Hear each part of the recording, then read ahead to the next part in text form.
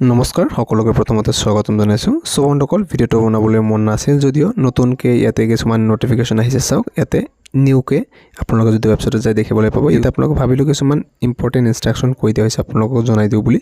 So যিসকলে ইয়াতে select হৈছে মানে ইয়াতে যিসকলৰ ইনষ্টিটিউট এলটমেণ্ট হৈ গৈছে তেওঁলোকে নিশ্চয়কৈ ইয়াতে নিজৰ যিখন এলটমেণ্ট মানে প্ৰভিজনেল এলটমেণ্ট লেটাৰ এখন ডাউনলোড কৰিব পাৰিছে। আপোনালোকে লগ ইন কৰিলে দেখা পাব যে আপোনালোকৰ কোনটো ইনষ্টিটিউশ্যনত এলটমেণ্ট হৈছে। আপোনালোকে এলটমেণ্ট লেটাৰখন নিশ্চয়কৈ ডাউনলোড কৰি লৈছে আৰু সেইটো প্ৰিণ্ট আউট কৰি ওলাই ল'ব আৰু আপোনালোকে সেইখন লৈ যাব লাগিব অহাকালি বা যেতিয়া আপোনালোকে এডমিশ্যনৰ বাবে যাব। আৰু এইখন হৈছে ইয়াত আপোনালোকৰ প্ৰভিজনেল চেম্পল দিছে এলটমেণ্ট লেটাৰখন আপোনালোকে এনেকুৱা ডাউনলোড কৰিব পাৰিব। ইয়াতে যেতিয়া আপোনালোকে ক্লিক কৰিব ইয়াৰ পিছত আপোনালোকে যেতিয়া এডমিশ্যনটো একচেপ্ট কৰিব তাৰপিছত আপোনালোকে এডমিশ্যন শ্লিপ এনেকুৱা আপোনালোকে এখন ডাউনলোড কৰি প্ৰিণ্ট আউট কৰি ওলাই ৰাখিব। আৰু ইয়াতে আপোনালোকে দেখিবলৈ পাব যে আপোনালোকৰ 2 বছৰীয়া DLED কোৰ্ছৰ এডমিশ্যনটো ইনষ্টিটিউটৰ ফালৰ পৰা কনফাৰ্ম কৰি দিয়া হৈছে। আৰু ডকুমেণ্ট সম্পৰ্কে মই আগতে আপোনালোকক জনাইছিলোঁ। আৰু ইয়াতে চাওক ইয়াতেও দিয়া আছে নতুন যিখন ইয়াতে ইনষ্ট্ৰাকশ্যনৰ বাবে নটিচটো আহিছে ইয়াতে নতুনখনত আপোনালোকে চাবলৈ পাৰিব। আৰু ইয়াতে কেইটামান আৰু ইম্পৰ্টেণ্ট ইনষ্ট্ৰাকশ্যন দিছে। চাওক আপোনালোকে নিজৰ ডকুমেণ্টসমূহ সেল্ফ এটেষ্টেড কৰি লৈ যাব। এই তলৰ যিকেইটা ডকুমেণ্ট মানে জেৰক্স কৰি ল'ব তাৰপিছত সেল্ফ এটেষ্টেড কৰি ল'ব। আৰু লগতে আপোনালোকে এক কপি পাছপোৰ্ট সাইজ ফটো বিচাৰিছে, 1 recent passport size photograph with there signature. আৰু ফটোগ্ৰাফখন যে আপোনাৰ আছে তাতে আপোনালোকে তলেদি সৰু কৰি এটা ছিগনেচাৰ আপোনাৰ মাৰি দিব লাগিব। আৰু আপোনালোকক এখন এপ্লিকেশ্যন ফৰ্ম দিব আৰু তাতে আপোনালোকে ফটোখন লগাব দিব। এজ প্ৰুফ হিচাপে আপোনালোকে ইয়াতে মেট্ৰিকৰ এডমিট কাৰ্ডখন নাইবা চাৰ্টিফিকেটখন ল'ব লাগিব। তাৰপিছত পাছ চাৰ্টিফিকেট ল'ব লাগিব য'ত হায়াৰ ছেকেণ্ডাৰী আৰু মাৰ্কশ্বিটখন ল'ব লাগিব। হায়াৰ ছেকেণ্ডাৰী আৰু পাছ চাৰ্টিফিকেট ল'ব লাগিব। ইয়াতে আপোনালোকৰ গ্ৰেজুৱেশ্যন যদি কৰিছে BA BSc সেইটো আপোনালোকে অপশ্যনেল হয়, থাকিলে দি দিব পাৰে। চাৰ্টিফিকেট আপোনালোকৰ যদি আছে সেইটো দিব লাগিব। আৰু আপোনালোকতে পাৰ্মানেণ্ট ৰেচিডেণ্ট প্ৰুফ হিচাপে অসমৰ স্থায়ী বাসিন্দা হিচাপে যদি PRCখন আছে সেইখন দিব। আৰু নাথাকিলে আপোনালোকে ইয়াতে ভোটাৰ কাৰ্ড দিব পাৰে নাইবা আধাৰ কাৰ্ডো একচেপ্ট কৰিব হয়তো আপোনালোকে লৈ যাব সেইখন দিব পাৰে। আৰু PWD কেটেগৰীৰ পৰা যদি এপ্লাই কৰিছিলে নাইবা EWS যদি আছিলে সেইখন কিন্তু দিব লাগিব। যদিও কোনোবা কেণ্ডিডেটে ইয়াতে ধৰক EWSৰ পৰা এপ্লাই কৰিছে বা PWDৰ পৰা এপ্লাই কৰিছে যদি তেওঁলোকে প্ৰপাৰ ডকুমেণ্ট দেখাব নোৱাৰে তেওঁলোকৰ ইয়াতে ডাইৰেক্টলি ৰিজেক্ট কৰি দিয়া হ'ব। তাৰপিছত আপোনালোকে যিখন আণ্ডাৰটেকিং দিব আপোনালোকে ষ্টেম্প পেপাৰ দিব পাৰে নাইবা কোৰ্ট ফি আছে সেই কোৰ্ট ফি দিব পাৰে, মানে যিটো ইনষ্টিটিউটত যিটো যেনেকুৱা একচেপ্ট কৰে য'ত সেইটো দিব লাগিব। আৰু লিখাখিনি ইয়াতে দিয়া আছে আপোনালোকে এইখিনি লিখিব লাগিব। ইয়াৰ পৰা এইখিনিলৈকে ধুনীয়াকৈ লিখি দিব। তাৰপিছত লগতে আপোনালোকৰ ছিগনেচাৰ গোটেই নেমটো আৰু ডেট আৰু আপোনালোকৰ গোটেই এড্ৰেছটো তাতে লিখি দিব লাগিব।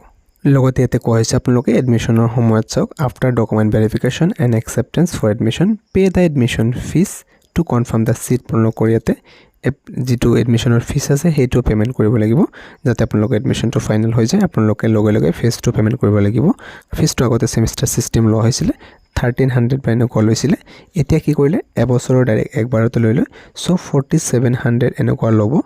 চ' এইটো আপোনালোকৰ এডমিশ্যন ফিজ মানে 1 ইয়াৰৰ মানে ফাৰ্ষ্ট ছেমিষ্টাৰ ছেকেণ্ড ছেমিষ্টাৰ এবাৰতে লৈ ল'ব। চ' সেইখিনি আপোনালোকে লৈ যাব। লগতে কিছুমান ইম্পৰ্টেণ্ট ইনষ্ট্ৰাকশ্যনো কৈ দিছে এডমিশ্যন সময়ত যাতে কেণ্ডিডেটে ফ'ল' কৰে। ইয়াতে কৈছে যে যদি কোনোবা কেণ্ডিডেটে গভৰ্ণমেণ্ট ইনষ্টিটিউশ্যনত এলটমেণ্ট হৈছে মানে আৰু সেই এলটমেণ্ট হোৱাৰ পিছত যদি ষ্টেপুলেটেড টাইমত যদি এডমিশ্যনটো নলয় তেনেহ'লে কিন্তু will not be eligible for the further rounds of allotment of institute. ইয়াৰ পিছত কিন্তু তেওঁ ফাৰ্ডাৰ ৰাউণ্ডছৰ এলটমেণ্টৰ বাবে ইয়াতে এলিজিবল নহ'ব, সেইটো ইয়াতে স্পষ্টভাৱে উল্লেখ দি আছে।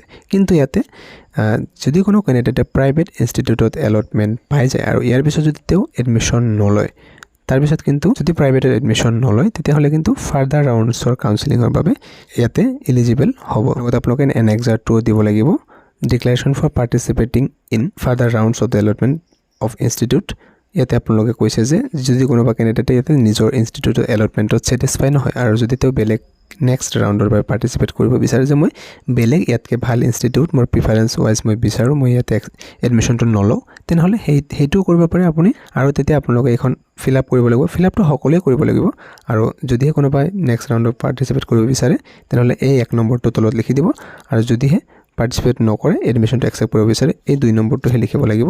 আৰু লিখাৰ কাৰণে ইয়াতে দিয়া আছে চাওক write one of the above mention options in the blank space. ইয়াতে দুটা এটা লিখিব লাগিব। তাৰপিছত ইয়াতে signature full name date phone number সকলো ইয়াতে লিখিব লাগিব। আৰু যদি আপুনি এলটমেণ্ট হয় ইনষ্টিটিউটতে এডমিশ্যন ল'ব বিচাৰে তেনেহ'লে আপোনাৰ নামটো নেক্সট ৰাউণ্ডত যাতে কাউন্সেলিং কৰিব নোৱাৰে সেইবাবে আপোনাৰ নামটো সেই কাউন্সেলিং লিষ্টৰ পৰা আঁতৰাই দিয়া হ'ব। আৰু আপোনালোকক সেই যিখন ইনষ্টিটিউশ্যনত যাব সেই এডমিশ্যনত তাতে আপোনালোকক কনফাৰ্মেশ্যন কৰি দিয়া হ'ব। লগতে এডমিশ্যন সম্পৰ্কে যদি আপোনালোকৰ কিবা কুৱেৰিজ থাকে তেনেহ'লে আপোনালোকে SCRT-ত কণ্টেক্ট কৰিব পাৰে। চাব পাৰে কণ্টেক্ট নম্বৰ ইমেইল ID দিয়া আছে আপোনালোকে ইয়াতে কণ্টেক্ট কৰিব পাৰে। গতিকে ভিডিঅ'টোত ইমানেই আছিলে যদি আপোনালোকৰ কিবা ডাউট থাকে কমেণ্টত আপোনালোকে জনাবচোন চেনেলটো প্ৰথমবাৰৰ বাবে আহিলে ছাবস্ক্ৰাইব কৰি ৰাখিব ভিডিঅ'টো নিজৰ ফ্ৰেণ্ডছৰ সৈতে নিশ্চয়কৈ শ্বেয়াৰ কৰি ৰাখিব পুনৰ লগ পাম নতুন ভিডিঅ' এটাৰ মাজলৈ থেংক ইউ